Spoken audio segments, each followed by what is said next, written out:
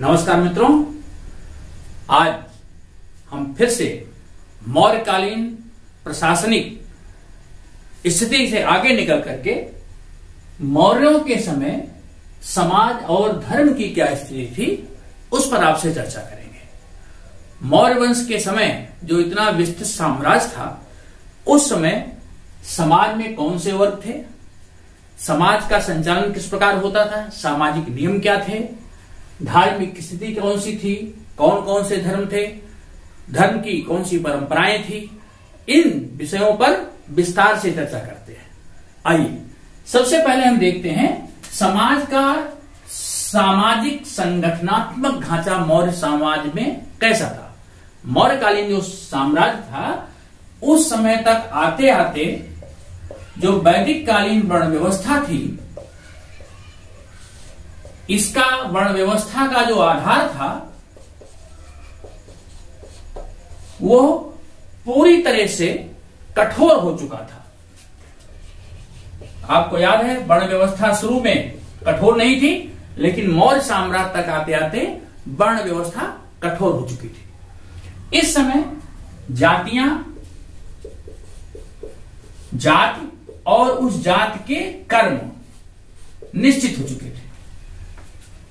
पहले वैदिक काल में व्यवस्था नहीं थी। वैदिक काल में कोई भी वर्ण किसी भी कार्य को कर सकता था, लेकिन इस समय तक जाति बन चुकी थी और जाति कर्म आधारित हो चुकी थी। जन्म से व्यक्ति की जाति मानी जाती थी।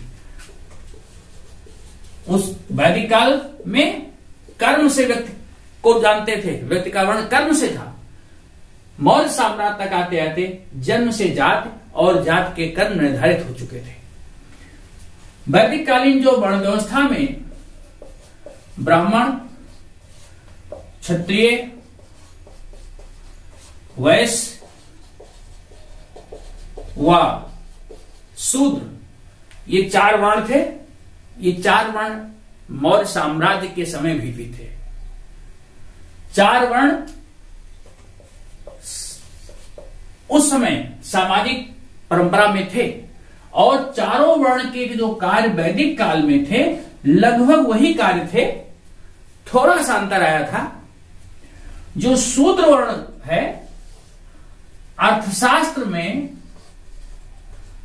शूद्र के लिए जो चौथा वर्ण था, इसके लिए आर्य शब्द का प्रयोग है।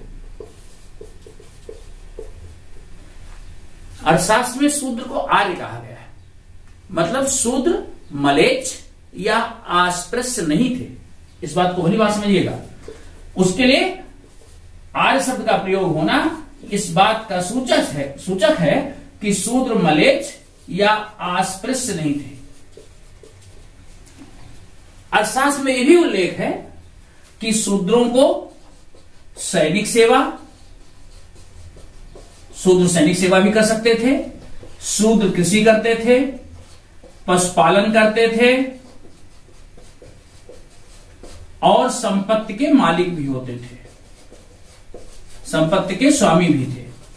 तो शूद्रों को संपत्ति का अधिकार था, कृषि करने का अधिकार था, कृषि करते थे, पशुपालन करते थे, सैनिक सेवा भी करते थे। इस तरह से लगता है कि शूद्रों की स्थिति समाज में संतोषजनक थी।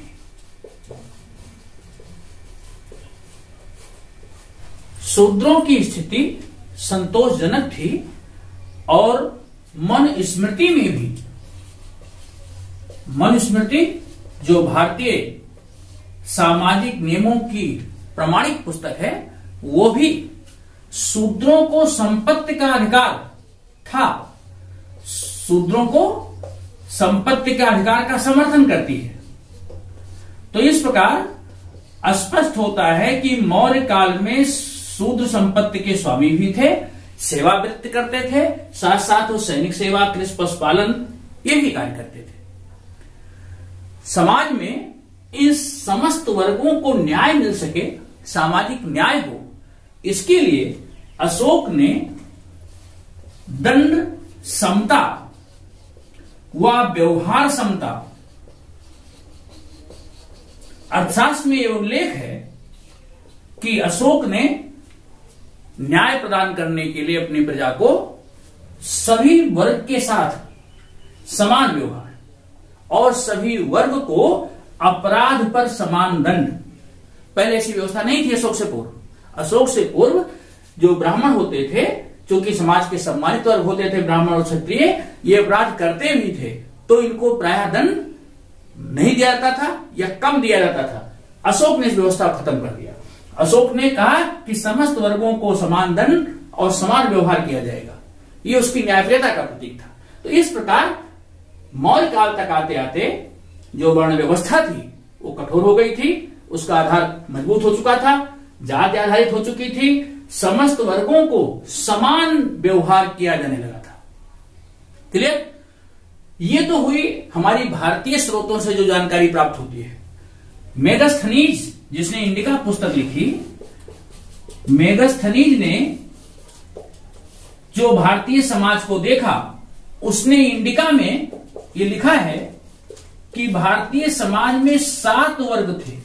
भारतीय समाज 7 भागों में विभक्त था। वो बताता है समाज में 7 विभाजन थे। पहला जो बुद्धिजीवी वर्ग था, विद्वान वर्ग था, दार्शनिक। दूसरा कृषक जो खेती करता था। तीसरा जो कारीगर और शिल्पी थे,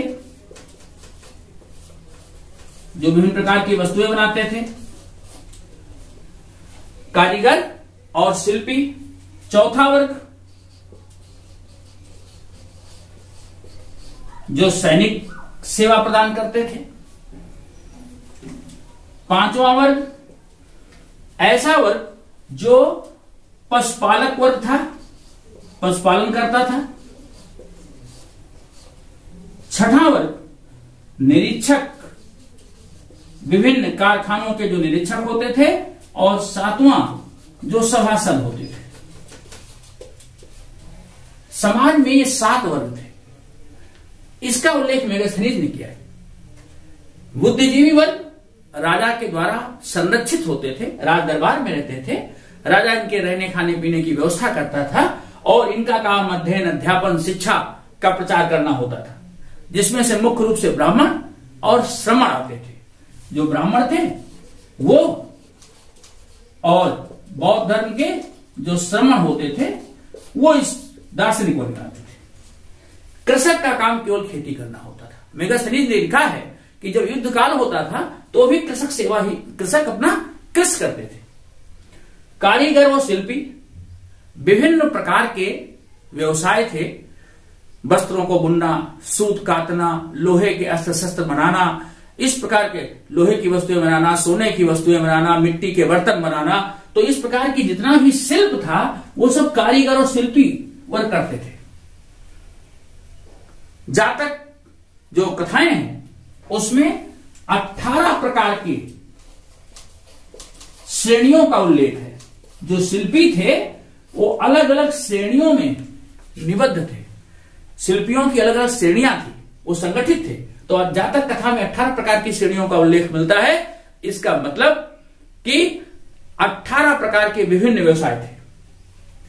सैनिक जिनका काम युद्ध करना होता था। उस समय जल सेना और स्थल सेना दोनों थी। पैदल सेना, रथ सेना, अश्वारोही सेना, हस्त सेना के रूप में जो सैनिक सेवा प्रदान करने वाले लोग सेना के सैनिक के रूप में काम करते थे, वो सैनिक वर्ग था। पशुपालक जो पशुपालन का काम करते थे, चारागाहों पर पशुओं को पालन करने वाले पैसे पशुपालक वर्ग। निरीक्षक जो विभिन्न कारखाने थे, विभिन्न विभाग थे, उनका निरीक्षण करने वाले जो शासकीय पदाधिकारी लोग थे। जो सभासद होते थे, जो राजकीय कार्य में राजा की सहायता करते थे। तो इस प्रकार समाज में 7 वर्गों का उल्लेख मेगास्थनीज करता है। तो समाज में वर्ण व्यवस्था के आधार पर 4 वर्ण, चारों वर्णों को लगभग समानता, जाति आधारित समाज हो चुका था। मेगास्थनीज के अनुसार समाज 7 वर्गों में विभक्त था। आइए देखते हैं समाज में लोग अपना जीवन किस प्रकार व्यतीत करते थे, परिवार प्रथा क्या थी, स्त्रियों की क्या स्थिति थी, मनोरंजन के क्या साधन थे, फिर हम देखते रहेंगे धार्मिक स्थिति के बारे में। समाज की जो सबसे छोटी और मुख्य इकाई होती है वो होती है परिवार।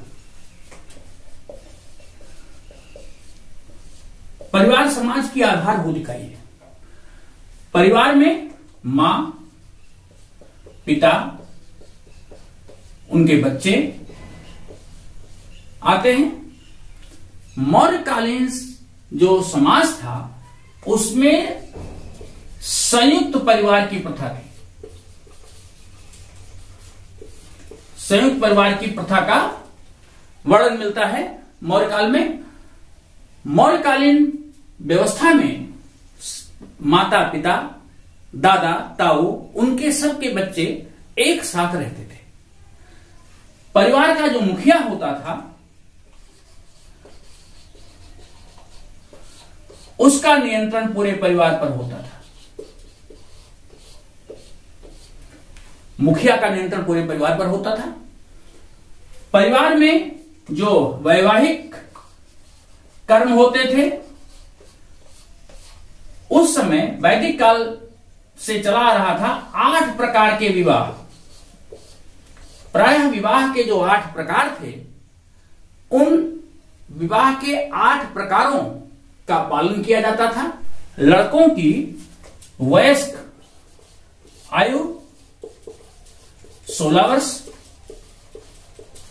और लड़कियों की जो वयस्क आयु थी वो 12 वर्ष।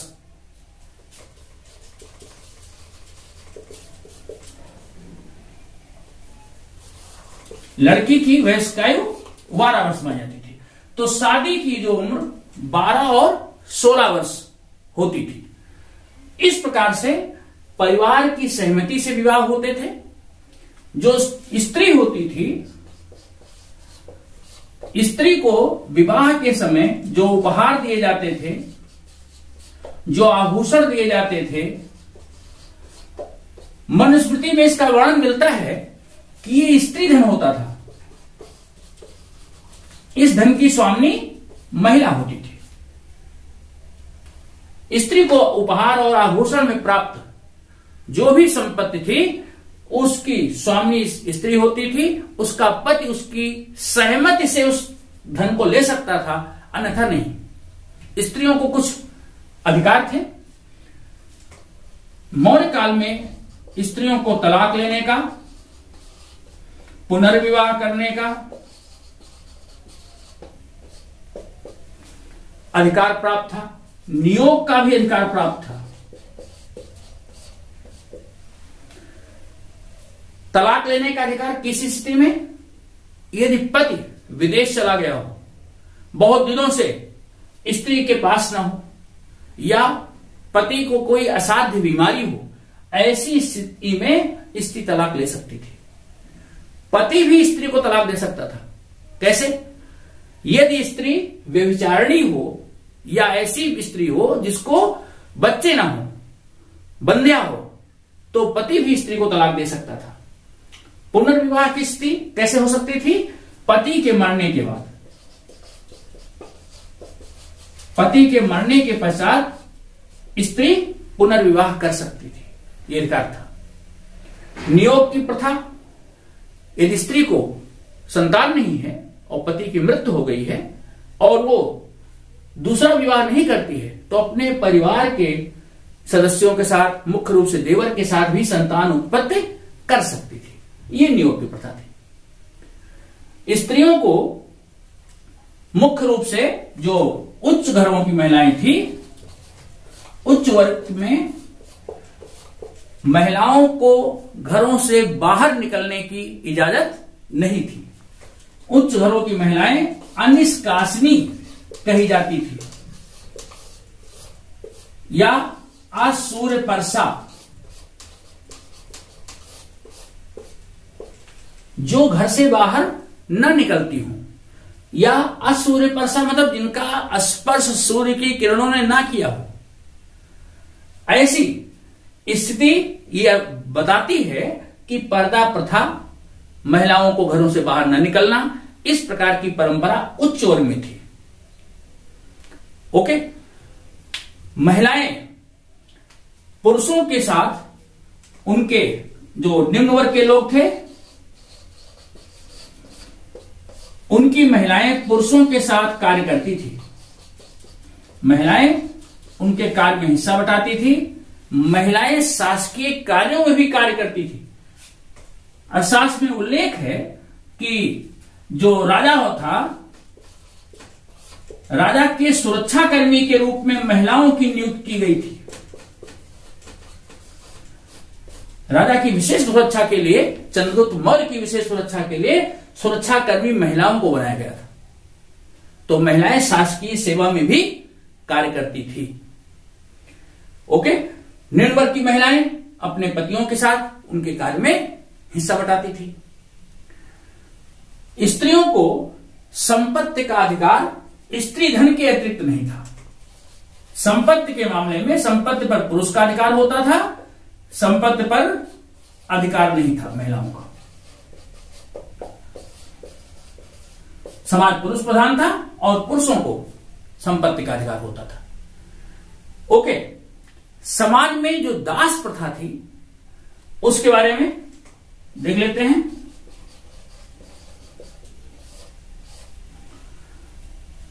मौर्य साम्राज्य में जो युद्धबंदी होते थे उनको दास बनाया जाता था।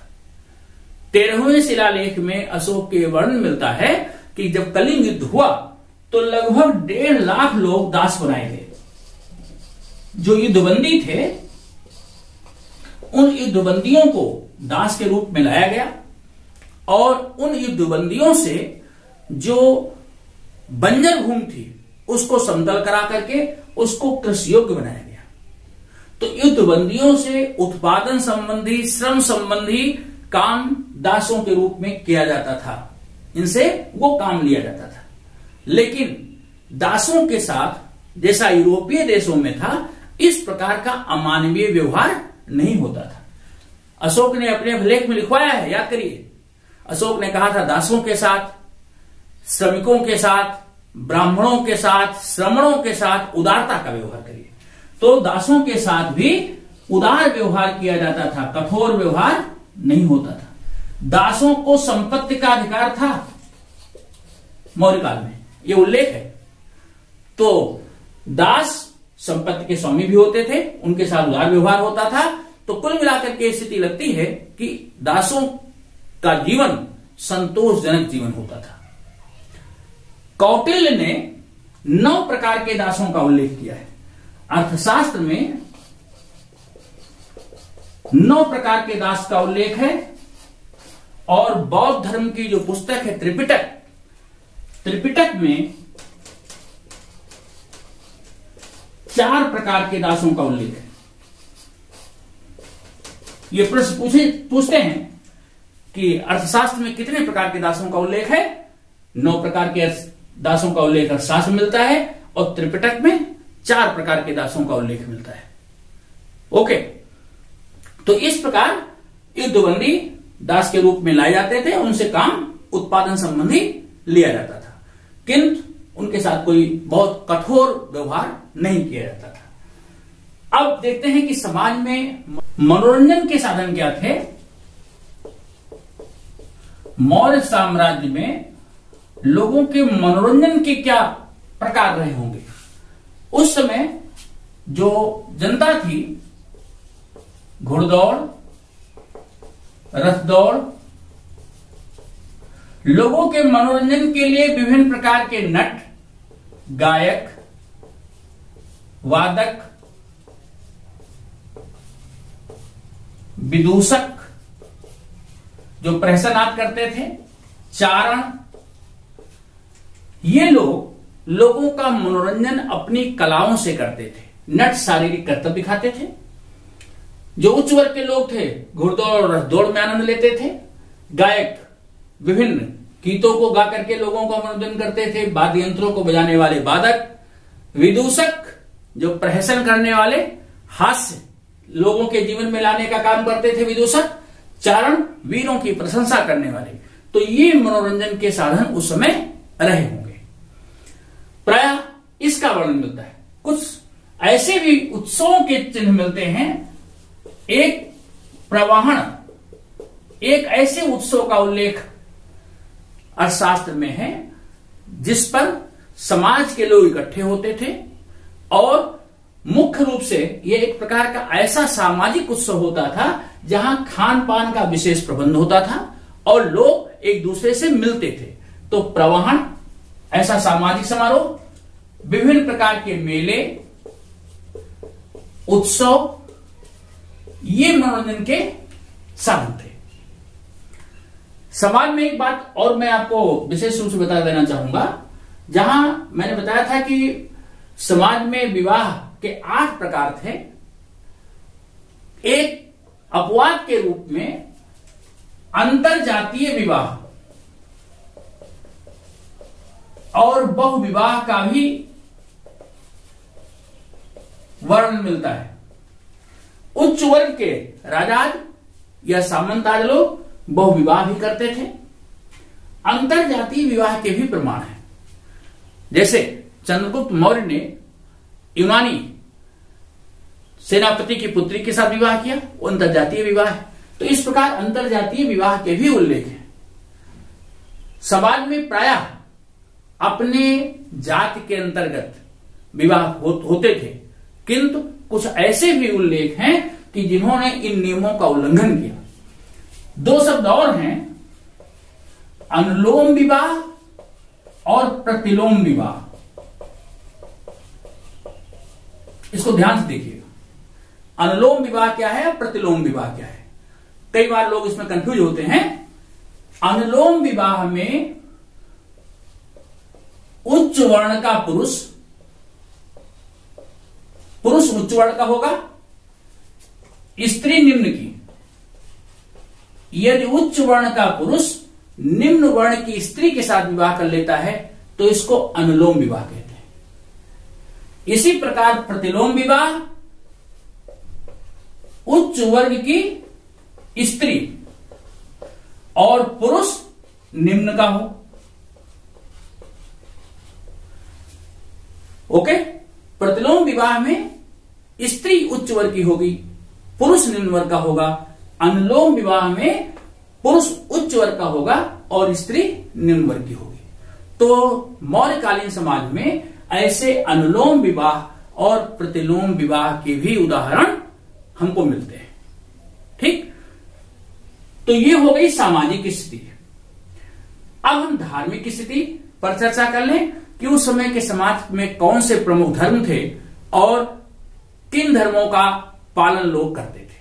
आइए देखते हैं धार्मिक स्थिति। धार्मिक स्थिति पर चर्चा करें।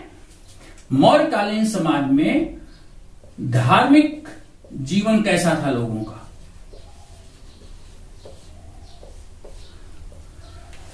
मौर्यकालीन समाज में प्रायः अधिकांश लोग वैदिक धर्म को मानने वाले थे। मुख्य धर्म वैदिक धर्म था। जो राजकीय धर्म था, जो राजकीय संरक्षण प्राप्त धर्म था, वो बौद्ध धर्म था। अशोक बौद्ध धर्म का अनुयायी बन गया, दशरथ बौद्ध धर्म का अनुयायी था। तो चूंकि अशोक, दशरथ, ये जो शासक हुए ये बौद्ध धर्म के मानने वाले थे, तो बौद्ध धर्म को राजकीय संरक्षण प्राप्त था। ये राजकीय संरक्षण प्राप्त धर्म था। तो दूसरा प्रधान धर्म बौद्ध था। तीसरा जैन धर्म,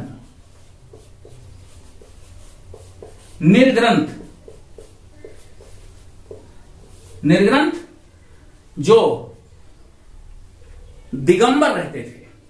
आपको याद हो, चंद्रगुप्त मौर्य ने अपने जीवन के अंतिम काल में जैन धर्म अपना लिया था और श्रवण बेलगोला दक्षिण भारत चला गया था।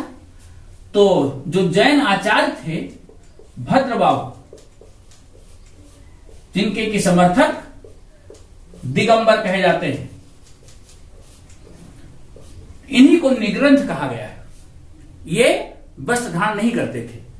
तो वस्त्र धारण ना करने वाले दिगंबर जैन का भी समाज में बहुतायत से प्रचलन था और चंद्रगुप्त मौर्य तथा संप्रति जो मौर्य साम्राज्य का शासक हुआ, तो ये दोनों शासक ऐसे थे जिन्होंने जैन धर्म को माना।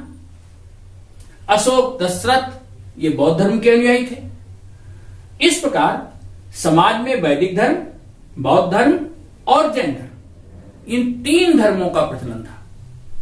चूंकि अशोक के समय बौद्ध धर्म के ऊपर विशेष जोर दिया गया, इसलिए बहुत से लोग बौद्ध धर्म में दीक्षित हो गए।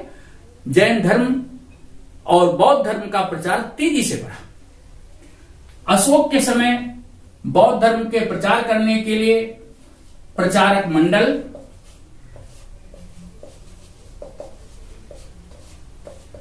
अशोक ने 12वें वर्ष, राजाभिषेक के 12वें वर्ष प्रचारक मंडलों को देश के विभिन्न भागों में जाने के लिए, बौद्ध धर्म के प्रचार करने के लिए निर्देशित किया। अशोक स्वयं राजाभिषेक के 10वें वर्ष बोध गया की यात्रा पर गया। अशोक के समय ही 251 बीसी में तीसरी बौद्ध संगीत हुई और ये बौद्ध संगीत राजधानी पाटलिपुत्र में हुई थी। इस बौद्ध संगीत का अध्यक्ष मोंगलीपुत्र तिस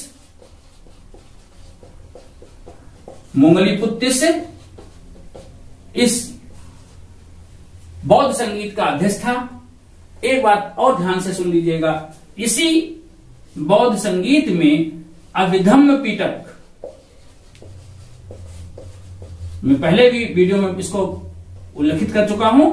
अभिधम्म पिटक जो तीसरा पिटक ग्रंथ है, इसका निर्माण हुआ, इसका सृजन इसी बौद्ध संगीत में हुआ।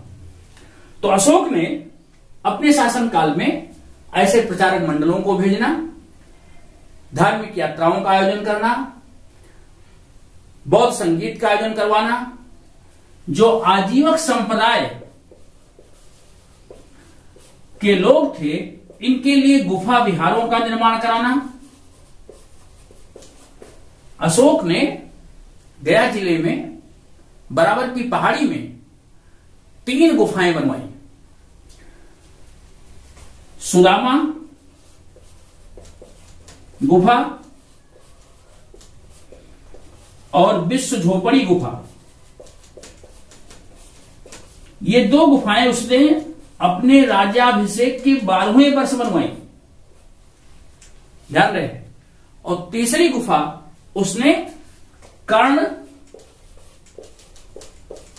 चौपाड़, कहीं कहीं पर इसे कर्ण चौपार भी मिलता है, भ्रम में ना रहे, कर्ण चौपाड़ या कर्ण चौपार, ये उसने राज्याभिषेक के 19वें वर्ष बनवाई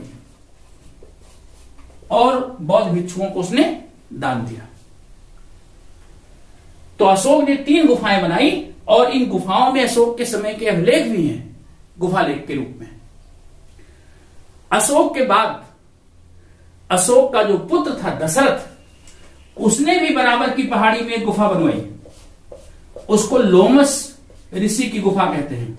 लोमस गुफा, लोमस ऋषि की गुफा, ये भी अशोक के पुत्र दशरथ ने बनवाई। कहां बनवाई? बराबर पहाड़ी, ये गया जिले में। दशरथ भी बौद्ध धर्म को मानता था, इसने गया जिले में ही एक और पहाड़ी है, नागार्जुनी पहाड़ी। नागार्जुनी पहाड़ी में वहां इसने 3 गुफाएं बनाई। सबसे प्रसिद्ध गोपिका गुफा उनमें से है। 3 गुफाएं बनाई, उसमें से सबसे प्रसिद्ध है गोपिका गुफा। जो कर्ण चौपाड़ गुफा है वो विशिष्ट है। सुदामा गुफा, विश्व झोपड़ी गुफा, ये वर्गाकार या आयताकार हैं। कर्ण चौपाड़ गुफा अंडाकार है, ये अंडाकार है। पर्वत को काट करके बौद्ध भिक्षुओं के लिए यहां पर कमरे बनाए गए हैं। तो इन सबसे स्पष्ट होता है कि बौद्ध धर्म को ज्यादा प्रमुखता थी। वैदिक धर्म को मानने वाले हिंदू जो थे, जैन धर्म को मानने वाले बहुत से लोग थे। ऐसी जैन मूर्तियां भी प्राप्त होती हैं तीर्थंकरों की। तो इस प्रकार मुख्य रूप से मौर्य साम्राज्य में इन 3 धर्मों का प्रचलन था। राजकीय धर्म होने से बौद्ध धर्म को प्रमुखता थी। निसंदेह सामाजिक और धार्मिक स्थिति को आपने भली भांति समझा होगा। फिर भी कोई प्रश्न, कोई जिज्ञासा आपकी रहती है तो आपके प्रश्न आमंत्रित हैं। वीडियो आपको कैसा लगा? आप इसे जरूर देखें, अपने मित्रों को भी शेयर करें और यदि कोई संदेह हो तो टेलीग्राम चैनल पर मेरे साथ प्रश्न पूछ सकते हैं। अगले वीडियो में मौर्य साम्राज्य की अर्थव्यवस्था के बारे में, आर्थिक स्थिति के बारे में हम आपसे चर्चा करते हैं। मिलते हैं, तब तक के लिए धन्यवाद।